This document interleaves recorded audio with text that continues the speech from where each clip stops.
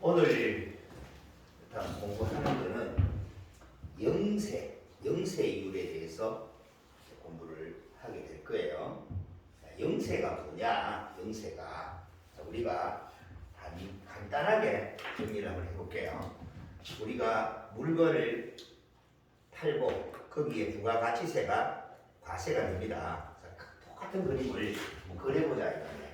예를 들어서 여기에 A가 여기 있어요. 그 다음에 B가 여기 있고요. 조금 떨어져서 C가 여기 있어요. D가 여기 있어요. 자, A가 B한테, B가 C한테, C가 D한테 물건을 팔아먹는 거예요. 단순하게 정리를 해보면 자, A가 B한테 100만 원의 물건을 팔아먹었어요. 그죠? 그럼 여기에 뭐가 부가가치세가 10만 원이 이렇게 과세가 되겠죠? 그렇죠? 그 다음에 B가 다시 C한테 물건을 팔아먹어요. 그죠? 잘 들으셔야 돼요. 그러면 자, 만약에 100만 원의 이익을 붙였다. 100만 원의 이익을 붙였다. 그러면 어떻게 돼요? 200만 원의 물건을 팔게 될 거고 거기에 부가가치세는 10만 원이 과세가 될 거예요. 20만 원이 20만 원이 과세가 될 거예요. 그 다음에 다시 C가 D한테 물건을 만약 똑같이 100만 원의 이익을 붙인다면 300의 물건을 팔 거고 거기에 부가가치세는 또 30만 원이 이렇게 과세가 되겠죠. 그렇죠? 그림을 작게 그리는 거나 크게 그리는 거나 그죠? 하는 방법은 똑같아요. 그러면 이 사람이 소비자야. 부가가치세는 이 그림에서 모든 게 다 나온단 말이야. 그죠? 이게 기본 그림이기 때문에. 자, 그럼 이 사람은 얼마 주고 산 거야?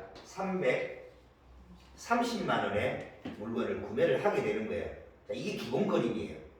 그렇죠? 그러면 자, 우리가 세무서에 보면 이 사람은 그냥 10만 원 내게 될 거야. 간단하게 보면 세무서가 여기 있어요. 세무서가 있으면 이 사람은 10만 원 내게 될 거고. 자, 이 사람은 뭐야? 사업자잖아.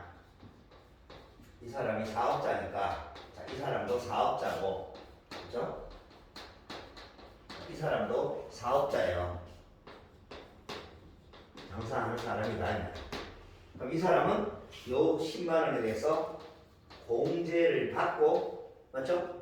20만 원 받아서 10만 원 공제 받고 얼마를 내? 10만 원 내겠죠. 자, 이 사람은 요 30만 원 받아가지고 20만 원을 공제 받고 또 어떻게 해요? 10만 원을 내겠죠. 그죠?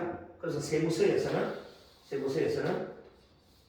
뭐예요? 30만 원이 이 사람이 부담했는 이 30만 원이 이런 각 단계를 거쳐서 우리가 납세가 되게 된다. 자, 이게 기본 그림이었어요. 기본 그림. 자, 어려운 건 아니에요. 자, 그런데 이놈이 자, 외국으로 수출을 하게 되면 어떻게 되냐? 외국으로. 자, 여기가 우리나라고, 그죠? 여기가 외국인 거예요. 외국으로 수출을 하게 되는 거예요. 자, 수출을 하게 되는데 똑같이 이렇게 정리가 된다면 자, 여기도 이쪽 나라에도 뭐가 있어요? 세무서가 있고요. 자, 이쪽 나라에도 뭐가 있어요? 세무서가 있겠죠. 그렇죠? 그러면 이 나라에서는 이 사람은 똑같아. 자, 10만 원을 갖다 내게 될 거야. 그렇죠? 이 사람은 20만 원 받아가 10만 원 공제받고 얼마? 또 10만 원을 갖다 내게 될 거예요. 그렇죠? 그러면 세무서에서는 이 나라에서 얼마? 20만 원에 돈이 들어가게 됩니다. 그렇죠? 그런데 이 나라에서 보면 자, 이쪽 나라 이 사람은 얼마? 20만 원의 세금을 부담하고 가지고 왔잖아. 그렇죠? 20만 원을 부담을 하고 가져왔는데 이쪽 나라에서는 자, 이 돈이 어디 간 거야? 저쪽 나라에 간 거잖아. 저쪽 나라에 준 거예요. 그럼 저쪽 나라에 준 거라 다 우리가 빼주나? 빼줄 필요가 있어 없어? 안 빼주는 거야. 그럼 공제를 안 해줘. 결과적으로 이 사람은 얼마 주고 사가온 것이 돼요? 220의 물건을 사가지고 온 것이 되는 거야. 그러면 220의 물건을 사가 왔다면 똑같이 100만 원의 얘가 이익을 보려고 해요. 세율이 똑같다면 100만 원의 이익을 보려면 이 사람한테 얼마에 팔아야 돼? 220에 사가 와서 100만 원의 이익을 보려면 얼마에 팔아야 돼요? 320에 팔아야 되죠. 그렇죠? 그럼 여기에 부가세가 똑같이 10%라면 32만 원에 세금이 붙는 거야. 그렇죠? 그럼 이 사람은 얼마의 물건을 소비자는 얼마 주고 사가오는 거야? 352만 원의 물건을 사가지고 오게 되는 거야 이게. 됐나요? 네. 그러면 어떻게 돼? 사실은 이거는 이사 소비자는 정상적으로 오면 330만 원의 물건을 사면 되는 건데, 그죠? 자, 이게 국제 간의 거래가 발생하고 이 돈을 동제를 못 받게 되니까, 맞죠? 여기에 세금, 이 나라에 부담한 세금에 우리나라에 와서 세금에 또 세금이 붙는 거야. 물건 가격하고 상관없이 20만 원도 부담하고 그 20만 원에 또 세금이 더 붙어가 2만 원이 더 붙어서 22만 원이 더 플러스가 되어버려서 352만 원이 되어버린단 말이야.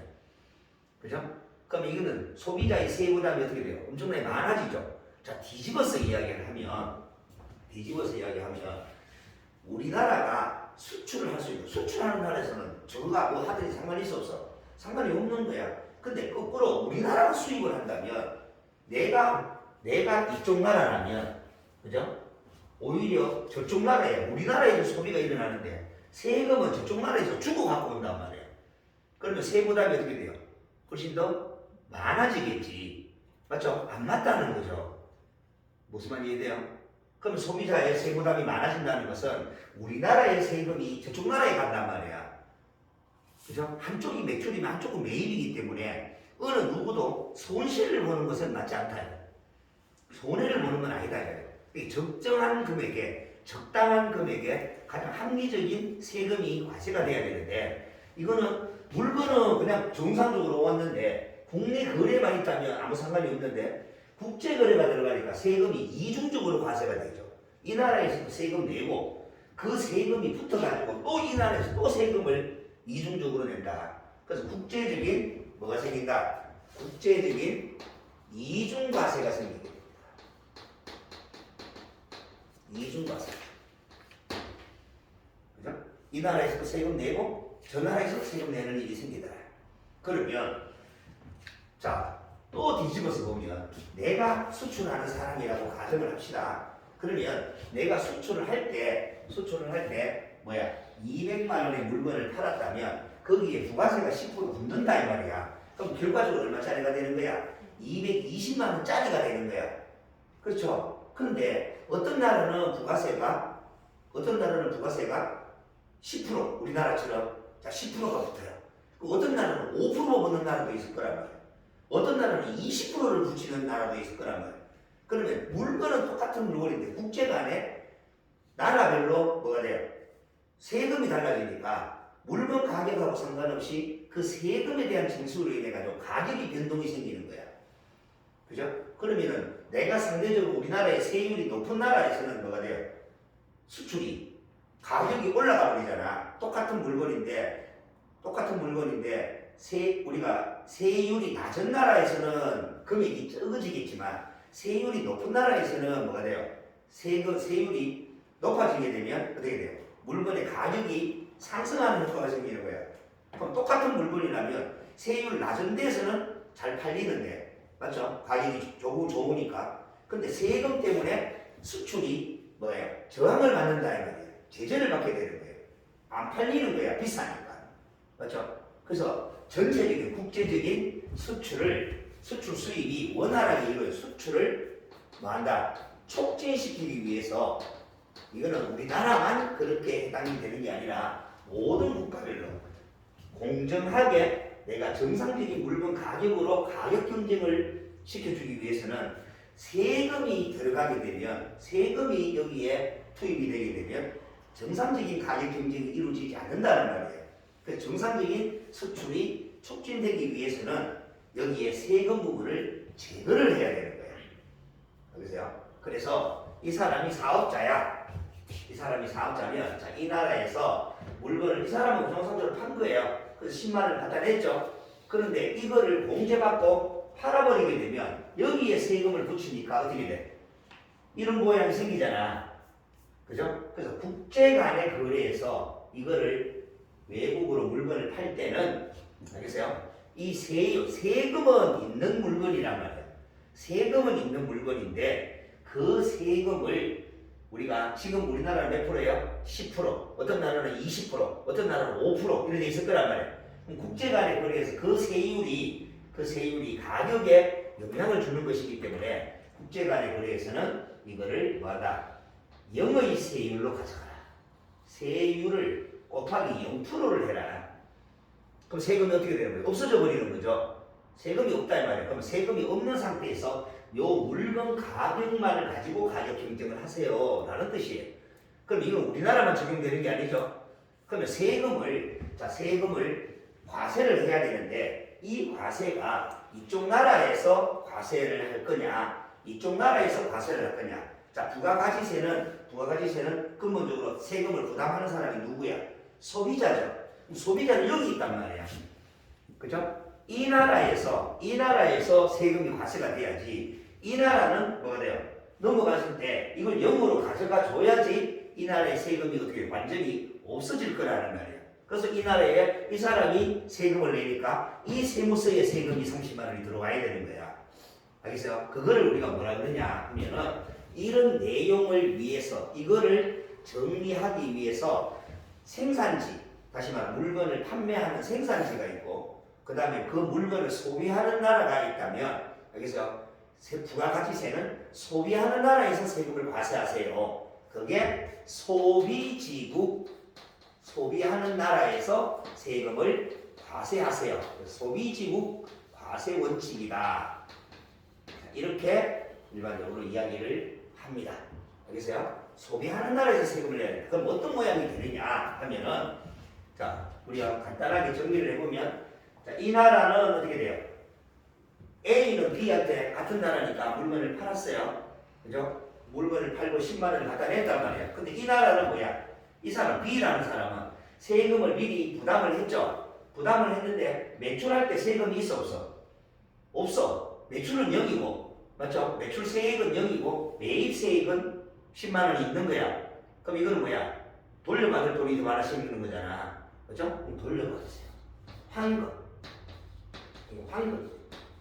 그럼 이 나라는 만약 완전히 세금이 없어져 버렸죠. 이렇게. 이 나라는 세금이 없어지고, 그러면 이게 0이니까 그대로 얼마가 되는 거야? 220이 들어오는 게 아니고 얼마가 들어와요? 그냥 200으로 물건을 매입을 하고, 이 사람은 정상적으로 300에 파니까 소비자는 적정 가격에 물건을 구매를 하게 되는 거다. 이런 이중적인 과세가 발생하지 않게 하기 위해서 이놈을 영의 세율을 가져간다. 알겠어요? 자, 그거를 국제적인 거래에서 발생되어지는 뭐야? 이중과세를 방지하기 위한 뭐야? 우리가 세율을 적용하는 것을 영의 세율 곱하기 0%를 적용하세요 라고 하는 게 영세율이에요. 대충 무슨 말인지 이해가 됐나요? 자, 그러면 이렇게 이제 영의 세율을 적용을 하게 됐다 이 말이에요. 영세율을. 그럼 외국으로 자 이렇게 수출을 하게 되는 거야. 자, 그 중에서 자 내가 지금 누구야? 내가 B야.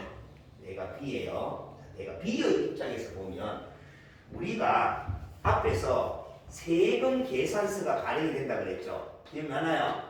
자, 세금 계산서는 이거 왜 발행해요? 세금 계산서를 발행하는 이유가 뭐냐? 자, A가 B가 C한테 물건을 팔아먹어요. 그냥 똑같이 한번 다시 그려보면 A가 B한테 팔고 B가 C한테 물건을 판단 말이야. 자, 야는 100만 원의 물건을 팔고 야는 200만 원을 팔면 여기에 부가가치세가 10만 원 먹고 여기는 부가가치세가 20만 원이 과세가 되겠지. 그러면 이 사람이 자 소비자야. 소비자는 얼마 부담한 거야? 20만 원 세금을 부담을 했죠. 그 돈을 누가 세무서에다가 이 사람은 10만 원을 내게 될 거고, 맞나요? 이 사람은 뭐야? 매입이잖아. 맞죠? 이 사람은 매입이니까 이 10만 원을 뭐 하대요? 공제를 받겠지. 요까지만 잘라서 보면 이 10만 원은 어떻게 돼요? 돌려받아야 되는 거야. 그렇죠? 그 다음에 그럼 이 사람은 세무서는 뭐가 돼요? 0이 되겠죠. 그 다음에 이 사람이 20을 내게 되면 그래서 이 사람이 20에서 10을 빼고 알겠어요?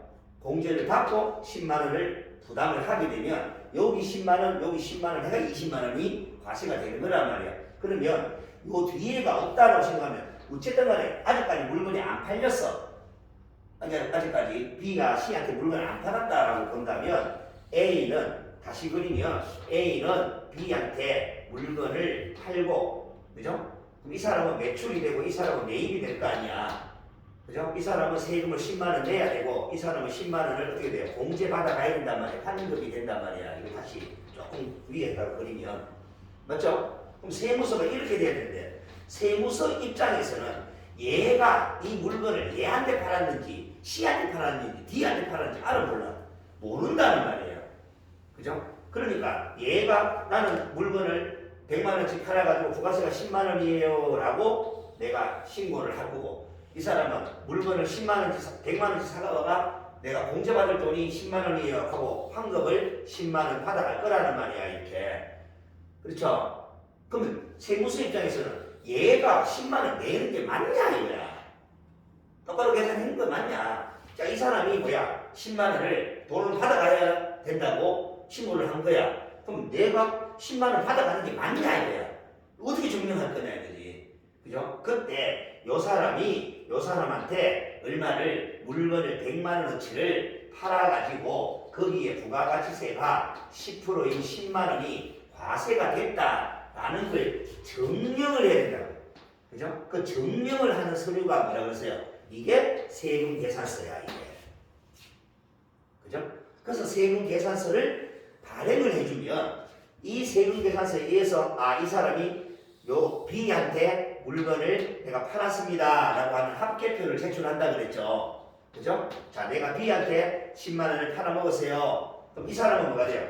매입처별로 내가 누구한테 10만 원을 우리가 100만 원을 사가지고 와서 10만 원을 공제받아야 돼요 라고 하는 거를 합계표를 또 만들게 돼요. 나중에 뒤에 가면 이거를 매출처별 세금 계산서가 내가 한 군데 팔았는 게 아니고 10군데 팔든 100군데 팔든 판매를 쫙 했을 때 거기에 세금이 납부할 세금이 얼마입니다 라고 신고를 하고 이 사람은 각 매입처별로 내가 누구한테 물건을 얼마치를 사가왔다 라는 것을 전체적으로 정리해가 신고를 한다면 매입은 많겠죠. 매출도 많겠죠. 그런데 요 사람한테 팔아먹었는 거는 딱 둘이 거는 답이 어떻게 돼요? 같은 답이 나올 수밖에 없잖아. 얘가 100만 원 팔았으면 얘는 100만 원 사가왔는 거니까 그거를 동시에 여기에다가 적어서 신고를 해주면 세무서에서는 뭐가 된단 말이야. 그래서 네가 10만 원을 내는 게 맞구나. 네가 10만 원을 돌려받아가는 게 맞구나 라고 하는 거를 확인할 수 있는 절차. 그 확인할 수 있는 절차가 뭐란 말이야. 그게 정비구로 세금 계산서가 있는 거예요. 뭐 뭔지 알겠어요? 그럼 그 세금 계산서를 세금 계산서는 뭐라 그래서 A가 B한테 물건을 정상적으로 팔았냐 그래서 이 사람은 갖다 내는 거고 이 사람은 돌려받는 거야를 확인하는 절차라. 그런데 이 사람은 물건을 B는 여기서 사가왔는 거는 매입 맞나 이거? 매입 맞죠? 근데 여기서 팔아먹는 거는 이게 여기가 어디야? 외국이야. 맞죠? 외국이고 세금이 뭐야? 0이야. 그럼 외국이 이 사람이 얼마치 내가 외국이 얼마치 팔았느냐는 중요하지만 세금은 있나 없나? 세금은 없어요. 세금은 없기 때문에 외국으로 직접 이렇게 수출하면 세금 계산서라는 것은 저 사람이 얼마치 사가와서 저 사람이 나한테 신고를 해줘야 되는데 이 사람은 나한테 신고하는 세상이 아니란 말이야. 외국이니까. 맞죠? 그러면 세금 계산서를 발행할 필요가 없는 거야. 확인할 필요가 없는 거야. 그럼 다른 서류로서 수출이 되었다라는 것만 확인을 하는 거예요. 그 다른 서류가 뭐가 있냐는 급수가 올라가서 공부를 하게 될 거라고. 뭐 뭔지 알겠어요? 자, 그래서 내가 외국으로 뭐 한다? 수출하는 것. 이거를 뭐라 그러냐? 직수출이라고 합니다. 내가 직접 뭐 했다? 내가 B인데 B가 C한테 내가 외국으로 직접 수출을 진행을 했어요. 그죠? 직접 수출을 하게 되면 이 사람이 얼마치 세금을 부담했는가를 우리 세무서에 신고할 필요가 없잖아. 그러니까 거기에 대한 증빙 자체도 필요가 없다. 그래서 얘는 세금 계산서를 발행할 의무가 있다 없다? 없다.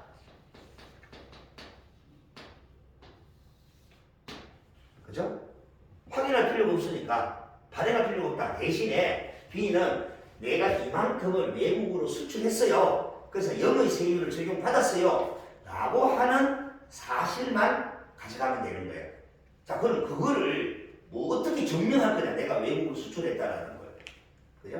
자, 그러면 여기에는 여러 가지 우리가 서류들이 나타나게 됩니다. 자, 그런데 이 서류를 정리를 해보면 뭐 외국으로 수출할 때는 그냥 단순하게 수출하는 게 아니고 거기에 대한 서류도 만들어야 되고 수출 신고도 해야 되고 여러 가지가 들어갈 거예요. 근데 제일 중요한 건 돈이에요, 돈.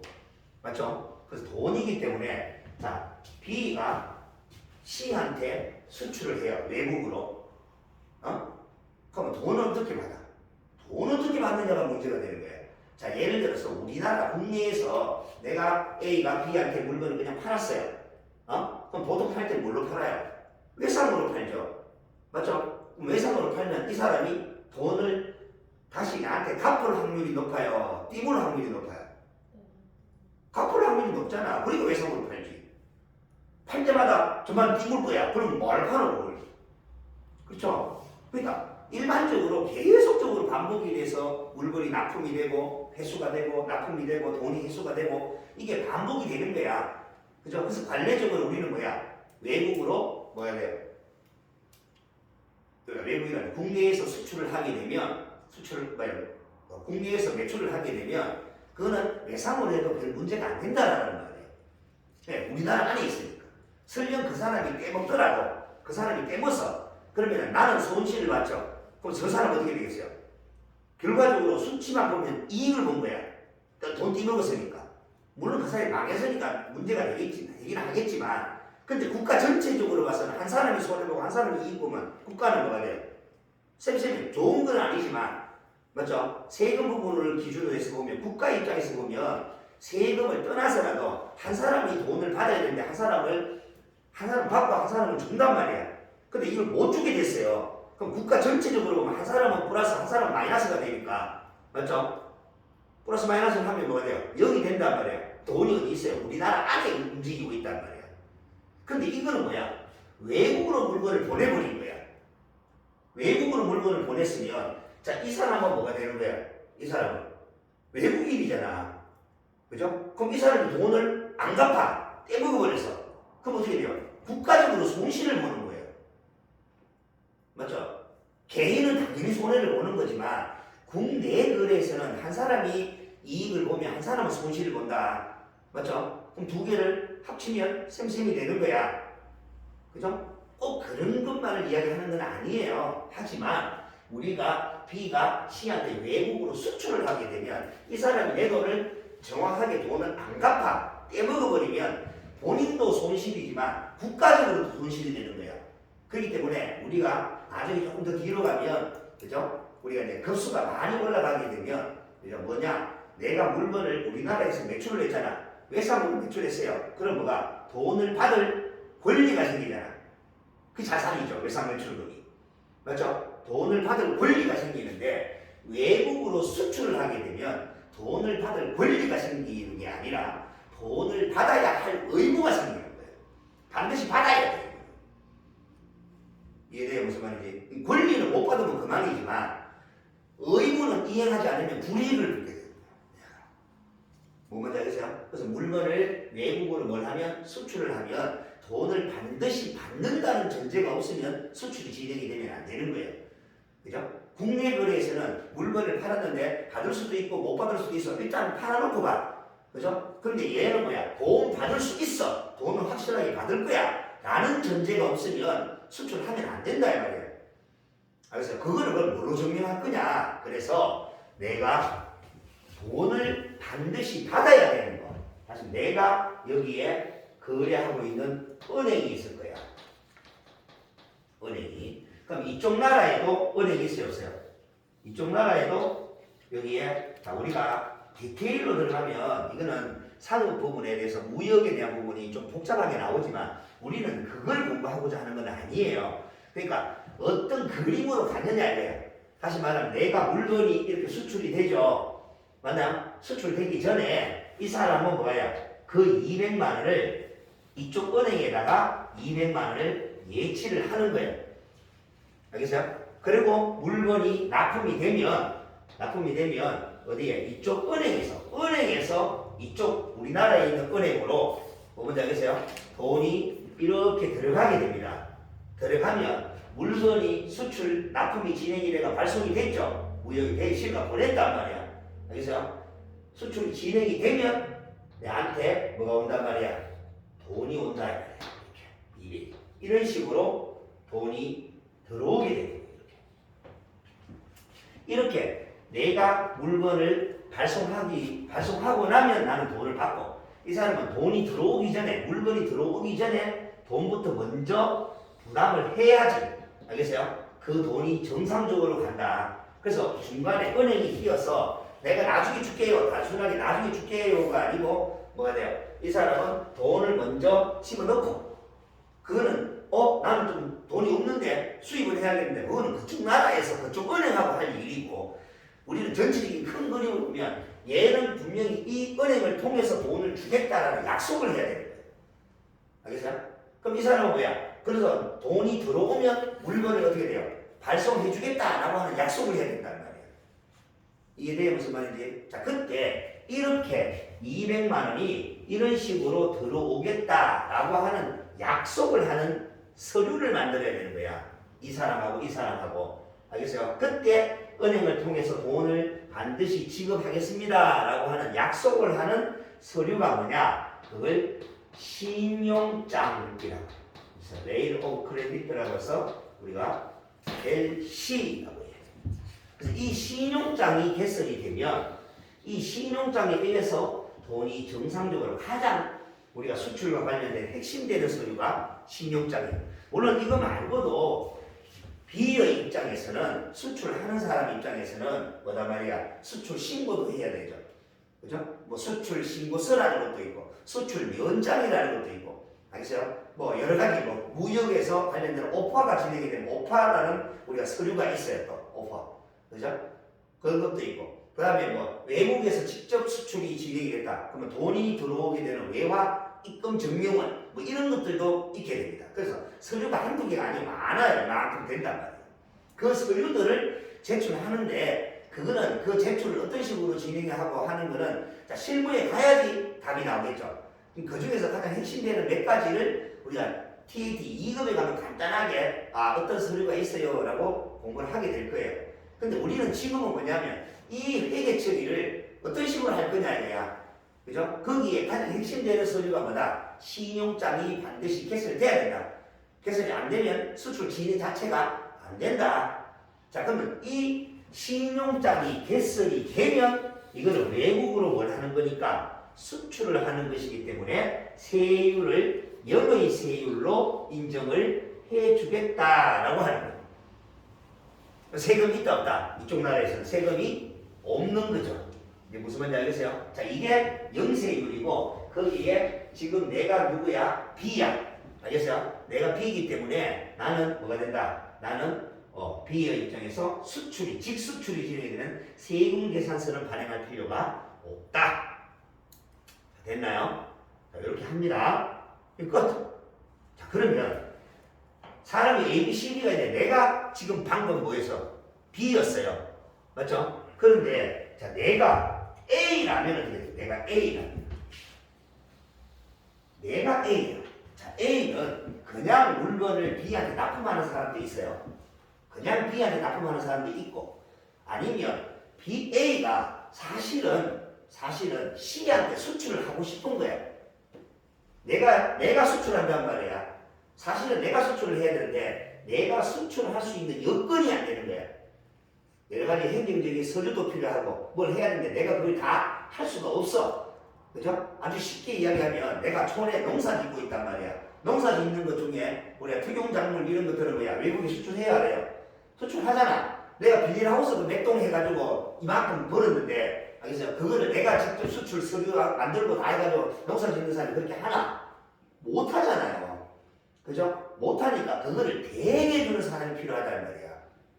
이해돼요?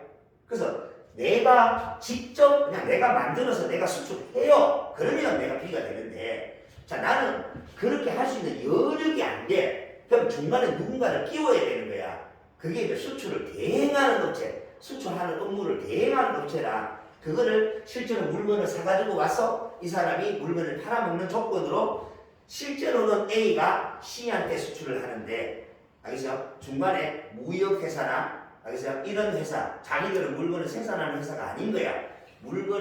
물건을 실제로는 A가 C한테 파는데 이거를 뭐냐? 내가 A한테 사가지고 와서 판매하는 것처럼 중개를 할 수도 있다는 거예요.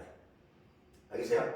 중개를 하거나 수출을 대행하거나 알겠어요? 그래서 그런 거를 보통 보편적으로 우리가 일반적으로 말하는 무슨 무역회사라는 곳에서 그런 업무를 하게 되는 거예요. 근데 그 종류는 너무 많기 때문에 그거를 공부하는 건 아니에요. 자, 만약에 어떤 그런 거를 하는 사람한테 통해 가지고 내가 수출이 진행이 된다면 이라는 거예요. 그죠? 자, 그러면 사실은 수출을 누가 하는 거야? A가 실질적인 수출을 하는 거예요. 그죠? A가 실제로 수출하는데 그 과정은 누가? B를 통해서 수출을 하는 거야. 근데 A가 B 국내 거래되나? 국내 거래가 A가 B한테 물건을 팔면 여기 뭐가 붙어요? 부가세가 붙게 되죠. 그렇죠? 부가세가 붙게 되는 거야. 그러면 이 사람은 사실은 수출하면 영의 세율이 적용돼야 되는데 그렇죠? 이 사람 입장에서는 국내 거래니까 부가세가 과세가 돼야 되는 거야. 뒤집어서 보면 B의 입장에서는 내 물건이가 아니라 내 물건이 아니야. 내 물건이 아닌데 나는 부가세를 부담하고 사가지고 와야 되는 거야. 맞죠? 부가세를 부담하고 사가지고 와야 되면 세금에 대한 부담이 어떻게 돼요? 많아지게 돼요. 그럼 수출이 어떻게 돼요? 정상적으로 가? 안 가? 안 가? 그럼 수출 촉진하라고 그러는데 수출 촉진이 안 되는 거야. 알겠어요? 그래서 어떻게 하느냐? 야, 얘도 어차피 수출하는 거 아니야. 이게 이 얘를 통해 가지고 수출이 진행이 되는 거야. 자, 100% 얘들만 이런 게 하는 게 아니에요.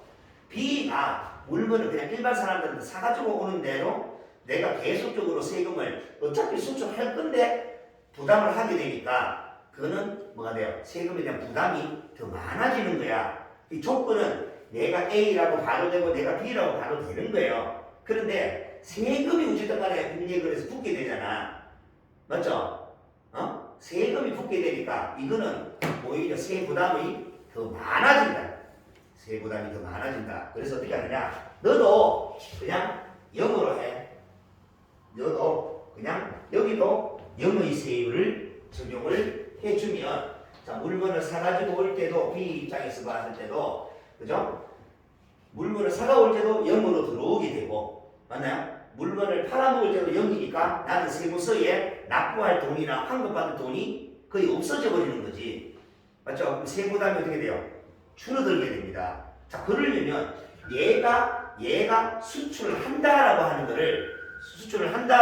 거를 우리가 정리를 해줘야 될 거 아니야. 그죠? 자, 그래서 어떻게 진행이 되느냐 하면은 자, 얘도 영의세율을 적용을 해야 되는 거야. 그러기 위해서는 이 사람이 이 물건이 이 사람 A가 B한테 파는 이 물건이 실질적으로는 외국으로 수출되는 물건이에요 라고 하는 거를 확인해야 된단 말이에요. 맞죠?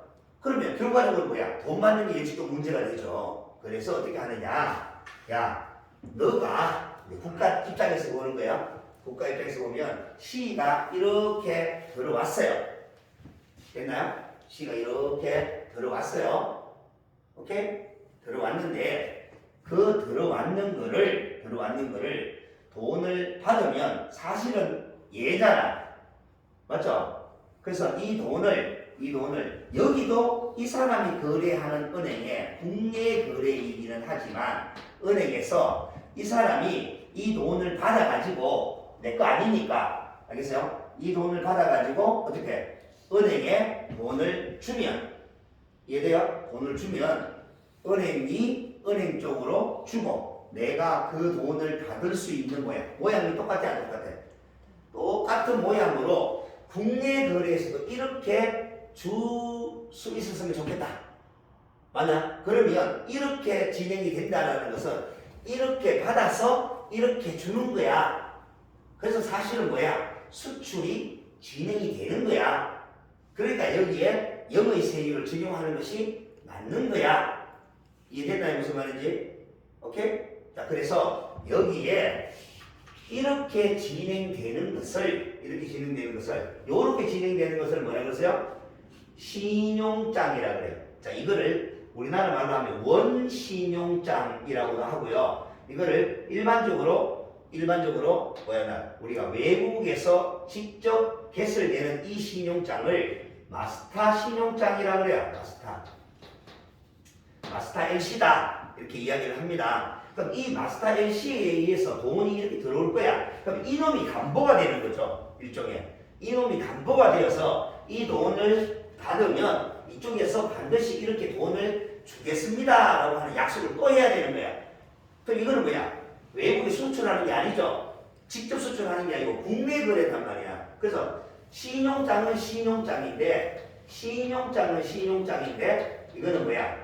우리나라 안에서 수출되어지는 물건에 대한 우리나라 안에서 발생되는 신용장이다. 이거를 내국 신용장이라고 이야기를 하고요. 자, 요게 우리나라 안에서 일어나는 신용장을 영어로 하면 이거를 로컬이라고 합니다. 로컬 신용장이다. 로컬 LC다 라고 이야기를 해요. 그래서 이 내국 신용장에 의해서 우리가 물건이 납품이 되면 요거에 의해서 납품이 되면 얘도 세율을 몇 프로로 가져가라? 0으로 가져가세요 라고 하는 거예요. 됐나요?